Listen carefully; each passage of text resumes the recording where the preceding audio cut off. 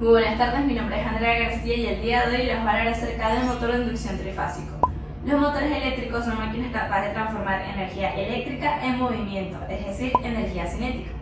A lo largo del transcurso de la historia se han inventado diferentes tipos de motores eléctricos. En este caso, el motor de inducción también se le denomina motor asíncrono trifásico.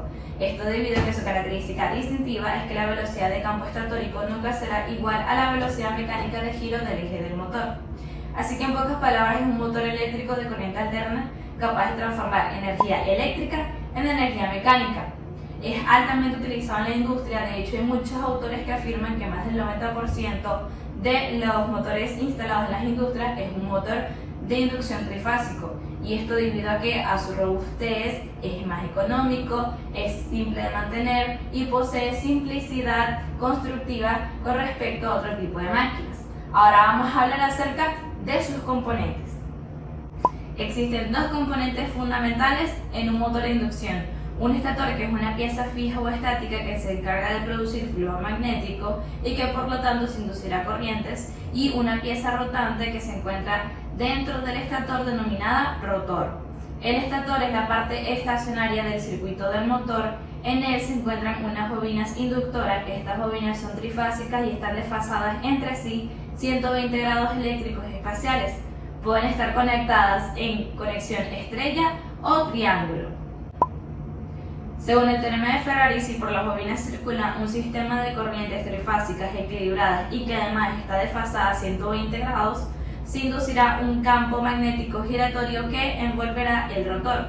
Este campo variable inducirá una tensión eléctrica en el rotor según la ley de Faraday. Ahora el rotor. El rotor es la parte móvil del circuito electromagnético del motor. Este está constituido por una serie de barras conductoras o enrollamientos dispuestos en forma cilíndrica que se insertarán en el rotor. La misma girará en forma solidaria al eje del motor y está dispuesto de una manera coaxial a este.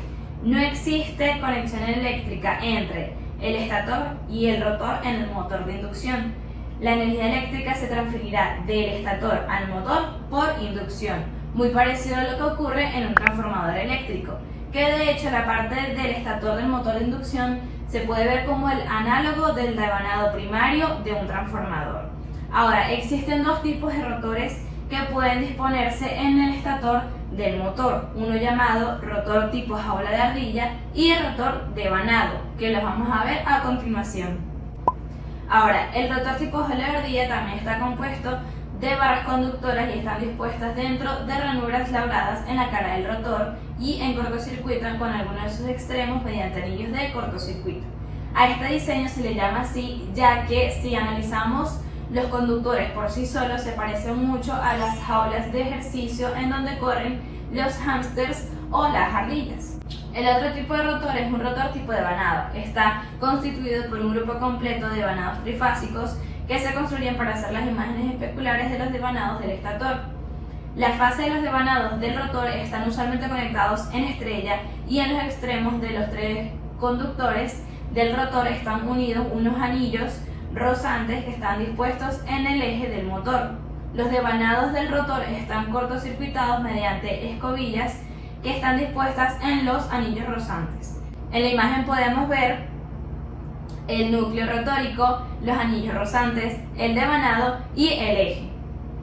Ahora les voy a hablar acerca del funcionamiento. Esto es un motor de inducción trifásico, por lo que tenemos tres conjuntos separados de bobinas en el estator.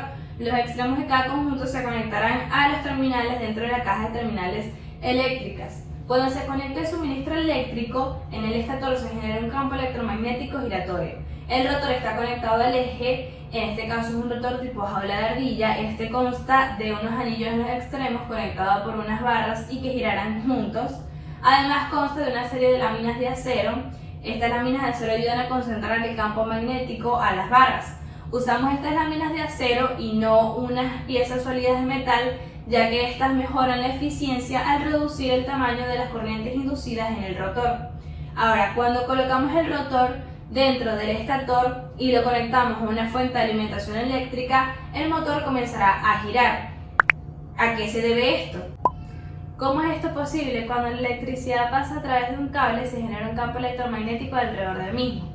Podemos ver esto colocando unas brújulas alrededor de un cable. Estas se tratarán de alinear al campo magnético del mismo. Si la dirección de la corriente se invierte, el campo magnético se invierte y por lo tanto la dirección de las brújulas cambia. El campo magnético del cable atrae y empuja las agujas de la brújula, al igual que si deslizamos dos barras magnéticas una hacia la otra, se atraerán o repelerán. Si colocamos un cable en un campo magnético y hacemos pasar una corriente a través de él, el campo magnético del cable interactuará con los imanes permanentes. El campo magnético y el cable experimentarán una fuerza. Esta fuerza moverá el alambre hacia arriba o hacia abajo dependiendo de la dirección de la corriente de la polaridad de los campos magnéticos. Ahora, si envolvemos el alambre en una bobina, el campo electromagnético se hace más fuerte. La bobina producirá un polo norte y un polo sur, al igual que un imán permanente.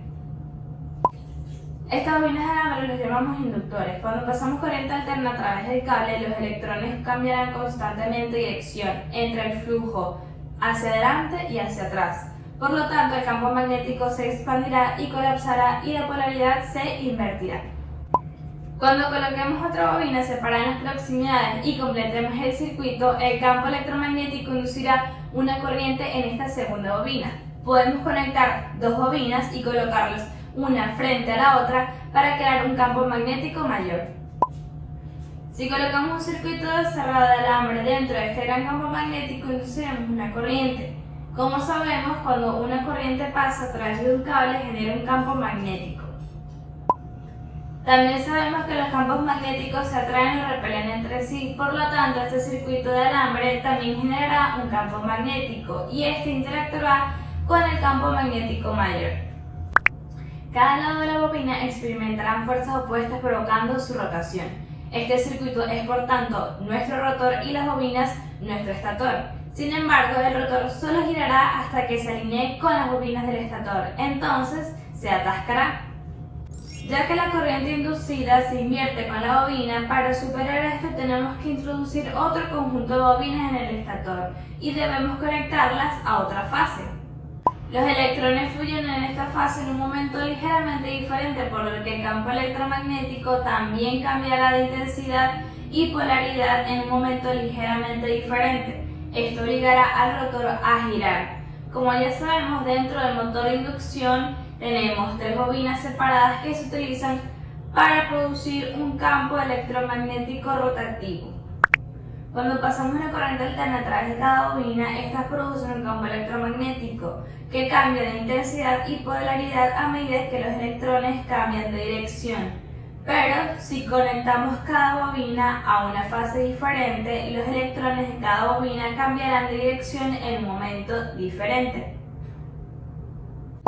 Esto significa que la polaridad de la intensidad del campo magnético también se producirá en un momento diferente. Para distribuir este campo magnético tenemos que girar los conjuntos de bobinas 120 grados desde la fase anterior y luego combinarlos en el estator. El campo magnético varía en intensidad y en polaridad entre las bobinas que se combinan para producir un efecto de campo magnético giratorio. Como he mencionado anteriormente, se puede inducir una corriente en una segunda bobina cuando esta está cerca. Las barras de la jaula de ardilla están conectadas en cada extremo, lo que crea múltiples circuitos o bobinas, por lo que cada barra inducirá una corriente y creará un campo magnético. El campo magnético de las barras del rotor interactúa con el campo magnético del estator. El campo magnético de las barras del rotor se siente atraído por el campo magnético del estator. Como el campo magnético está girando, el rotor también está girando en la misma dirección que el campo magnético para intentar alinearse con él, pero nunca podrá alcanzarlo completamente. Esto se debe a que si ambas velocidades fuesen iguales no habría inducción y el rotor no produciría par. A esta diferencia de velocidades se le denomina deslizamiento. El deslizamiento difiere con la carga mecánica aplicada al rotor, siendo máxima con la máxima carga aplicada al mismo. Sin embargo, a pesar de esto, el motor varía muy poco su velocidad, pero el par motor o cupla aumenta, por lo que se puede deducir que son motores de velocidad constante. Las barras del rotor suelen estar inclinadas, esto ayuda a distribuir el campo magnético entre varias barras y evita que el motor pueda alinearse y atascarse. Dentro de esta caja tenemos 6 terminales, cada terminal con una letra y un número correspondiente. Ahora tenemos nuestra bobina de fase número 1 conectada a los terminales de la letra U, nuestra bobina de fase número 2 conectada a los terminales de la letra B y nuestra bobina número 3 conectada a los terminales de la letra W. Observamos que las terminales eléctricas están distribuidas en una configuración diferente de un lado a otro. Ahora, tenemos nuestra fuente de alimentación trifásica y la conectamos a sus respectivos terminales. Para que el motor funcione necesitamos completar el circuito y hay dos formas de hacerlo. La primera configuración es en triángulo y para ello conectamos los terminales U1 con W1 y así como podemos ver en pantalla. Esto nos dará nuestra configuración en triángulo.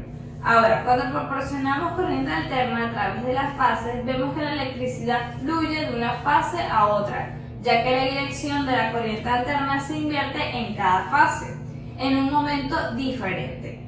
Por eso tenemos los terminales en diferentes configuraciones en la caja de terminales. La segunda configuración es en estrella. Para este método conectamos los terminales W2, B2 y U2 de un solo lado, como podemos ver en pantalla. Esto nos dará nuestro equivalente en estrella.